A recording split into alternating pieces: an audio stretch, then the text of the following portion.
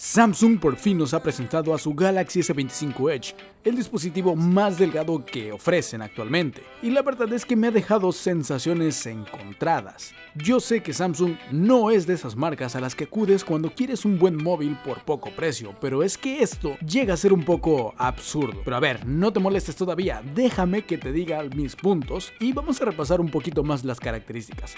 Así que si quieres conocer un poquito más, no te muevas ni un milímetro de segundo porque ya comenzamos.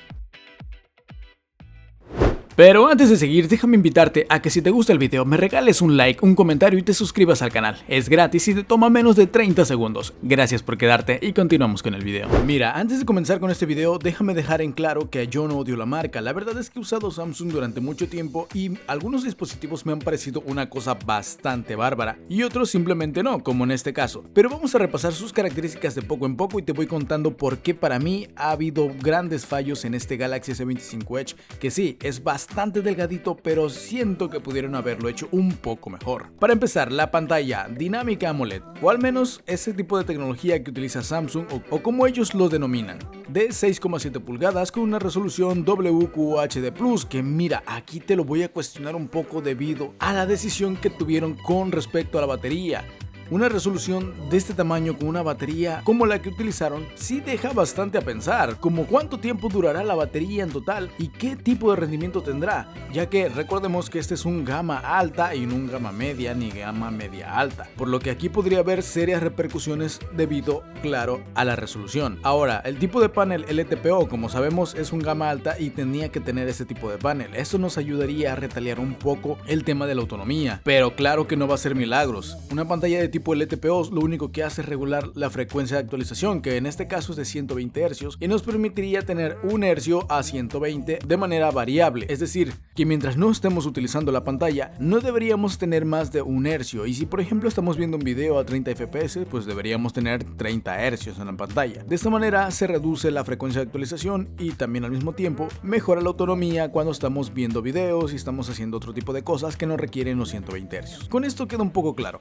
Ahora vamos con el pico de brillo, 2600 nits de pico de brillo, que no me parecen tampoco tan mal ni tampoco tan exagerado, ya que te he dicho que el pico de brillo solamente se alcanza en momentos muy clave, pero sí me puedo llegar un poco a quejar debido a que este dispositivo no es para nada barato. Entiendo que hayan reducido el pico de brillo debido al tema, como te comenté, de la batería, pero siento que el precio no compensa. Ya hablaremos de eso un poquito más adelante en este video, pero 2600 nits de pico de brillo no está mal, aunque por el precio es bastante cuestionable. Por otra parte, el HBM es de 1300, con el que tampoco te podría decir que tengo alguna queja, salvo por el precio, y es que dispositivos mucho más baratos tienen unas tasas similares de pico y de HBM. 1300 nits es más que suficiente para ver este dispositivo incluso bajo el sol, por lo que no hay ninguna pega en este aspecto. Algo que podemos resaltar es que este dispositivo maneja una nueva versión del Gorilla Glass Ceramic. Este sería en concreto el Ceramic 2, y de hecho es el primer dispositivo en tener este tipo de resistencia en la pantalla, lo que nos evitaría ciertos reflejos y además aumentaría una cosa bárbara, la durabilidad, teniendo en cuenta lo delgado que es este dispositivo, ya que a día de hoy no hay otro dispositivo con estas características que sea tan delgado como lo es este. En años pasados hemos tenido otros dispositivos que son delgados o consideradamente relativamente delgados, pero es que esto es de locos. Tenemos apenas 5,8 milímetros de grosor, que es mucho más delgado incluso que un lápiz, por lo que sí, es un teléfono bastante llamativo en el tema estético, pero que se tuvieron que recortar ciertas cosas, y no porque no haya tecnología para hacerlo, sino porque Samsung ha decidido no utilizarlas que ya están disponibles. Pero mira, vamos a eso un poquito más tarde. El procesador sería el Snapdragon 8 Elite, el procesador más tope que tiene Qualcomm actualmente y que consume una cosa pero bárbara. Ya en el video del Galaxy S25 te comentaba que el hecho de que quitaran batería reducía considerablemente el rendimiento del procesador, y aquí es técnicamente lo mismo. De hecho, aquí es incluso un poco peor. El procesador rinde lo que debe rendir, eso es verdad, pero no va a durar lo que debería durar la batería. La autonomía se la va a beber, especialmente si tú vas a tomar fotografías o videos a 4K, que mucha gente para eso quiere este tipo de dispositivos. Ahora, que si también piensas jugar de vez en cuando, no sé, porque te gustan los juegos móviles que hay actualmente, pues créeme que vas a sufrir, porque no solamente vas a tener menor autonomía, sino que además tendríamos otra limitante como la velocidad de carga. Pero mira, vamos un poquito despacio. Tendríamos versiones de 12 GB de memoria RAM LPDDR5X, que ya no sorprende a nadie porque es un gama alta, y versiones de 256 y 512 con UFS 4.0, que tampoco está nada mal, aunque no sea 4.1. Este tipo de almacenamiento es lo suficientemente rápido como para poder retaliar cualquier tipo de actividad. No vamos a tener problemas ni pasando archivos, ni jugando, ni haciendo absolutamente nada, debido a que la configuración está perfectamente balanceada. El sensor de huella sería ultrasónico, lo que nos garantiza una fiabilidad bastante más alta que un sensor óptico, y tendríamos una menor tasa de errores, por lo que en este caso ninguna queja. Ahora sí, vamos a hablar de la batería. En este caso tendríamos 3900 mAh de batería. ¿Y por qué tan poco? Bueno, resulta ser que Samsung ha decidido no dar el salto todavía a las nuevas baterías de silicio carbono y sigue utilizando litio.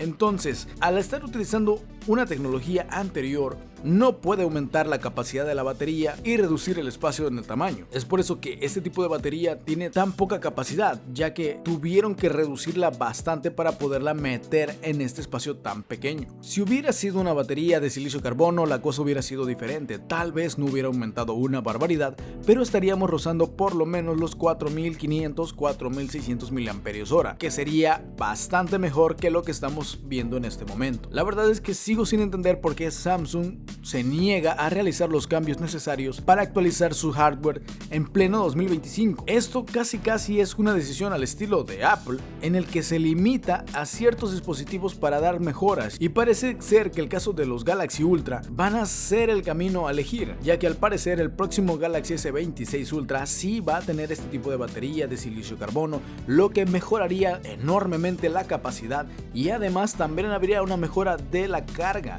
porque en este dispositivo tendríamos solamente 25 watts de carga, que teniendo en cuenta que la batería es bastante pequeña, tampoco es tan exagerado, aunque mira, según Samsung, cargaríamos el 55% en 30 minutos, así que no está nada mal. Además, como te dije, para poder jugar, si estás en casa y tienes el cargador, o estás de viaje y te llevas el cargador, tendríamos también una funcionalidad gaming que sería el bypass de carga, lo que te permitiría jugar mientras está conectado y tomar la energía directamente del corriente, como lo haría una laptop gamer. Así que en este caso, pues bastante bien. Tendría una carga inversa de 15 watts y no veo por ningún lado que mencionen que tenga una carga inalámbrica, por lo que bueno, tampoco recomendaría utilizarlo en caso de tenerla, debido a que al ser tan delgado no creo que tenga una buena disipación. En cuanto a las cámaras, tendríamos dos sensores, el de 200 megapíxeles principal, que sería un Samsung HP5, que sería un nuevo sensor destinado únicamente para este dispositivo, al menos de momento, que nos otorgaría tener un zoom de calidad óptica de 2x, por lo que podríamos decir que tendríamos una especie de periscopio en el mismo sensor principal. Un híbrido. La calidad no te la puedo comentar porque realmente no conozco este sensor, pero teniendo en cuenta lo que vale, yo esperaría que por lo menos sea sobresaliente. En cuanto al gran angular, 12 megapíxeles, sensor IMX564, que es el mismo del Galaxy S24 Ultra, que da unos resultados bastante decentes teniendo en cuenta que es un gran angular de poco pixelaje y que no es un mal sensor. La verdad es que el postprocesado que hace Samsung utilizando este tipo de sensores en gran angular es bastante bueno y bastante sobresaliente. Por otra parte, la cámara frontal sería un Samsung K3LU, que es un sensor que han estado utilizando ya varias generaciones y que nos da unos resultados bastante buenos teniendo en cuenta que tiene mucho postprocesado. La verdad es que no hay mucho de qué quejarse y además tendríamos autoenfoque directamente en la cámara frontal. Como dato extra, tendríamos un sistema operativo garantizado de 7 años y parches de seguridad hasta 7 años también. Es decir, que con este dispositivo tendríamos soporte 7 años a partir del 2025, por lo que no tendríamos que preocuparnos hasta 2032 en este caso. Pero como te dije, hay ciertas cosas cuestionables como el hecho de que la batería sea tan pequeña, y esto claro que va a desgastar mucho más. Al ser tan pequeña vas a tener que recargar este dispositivo bastante más de lo que tú crees, y muy probablemente antes de esos 3 años tengas que hacer un cambio de batería, y esto al mismo tiempo implicaría un gasto extra, por lo que 7 años claro que los puede soportar este Snapdragon 8 Elite. Lo que no lo va a soportar va a ser directamente todo lo demás. La batería para mí es el punto más débil que tiene este dispositivo, teniendo en cuenta que tiene el mismo precio que el Galaxy S25 Ultra. De hecho, es un poco más costoso, ya que su precio de salida es de $1100, y teniendo en cuenta todo lo que te comenté, no está a la par realmente del Galaxy S25 Ultra. Por lo que aquí te pregunto, ¿crees que para ti vale la pena este tipo de dispositivos que son más delgados y más estéticos? ¿O tú preferirías seguir teniendo el grosor que tienen los dispositivos actualmente, pero teniendo todas las novedades que se pueden llegar a tener? La verdad es que para mí este dispositivo, a pesar de que tiene muy buenas características, hay ciertos puntos donde llega a fallar bastante y que a mí no me terminan de gustar, especialmente en el tema de la batería. De mi parte es todo de momento, te agradezco por haber llegado al final de este video, y si es así, me gustaría que me dejaras un comentario aquí abajo, me regalaras algún like y me ayudaras a compartir el video si es que a ti te nace. Si no, puedes dejarlo así. Muchas gracias por ver, muchas gracias por escuchar. Mi nombre es Eddie y te dejo con estos dos videos para que sigas disfrutando. Chao.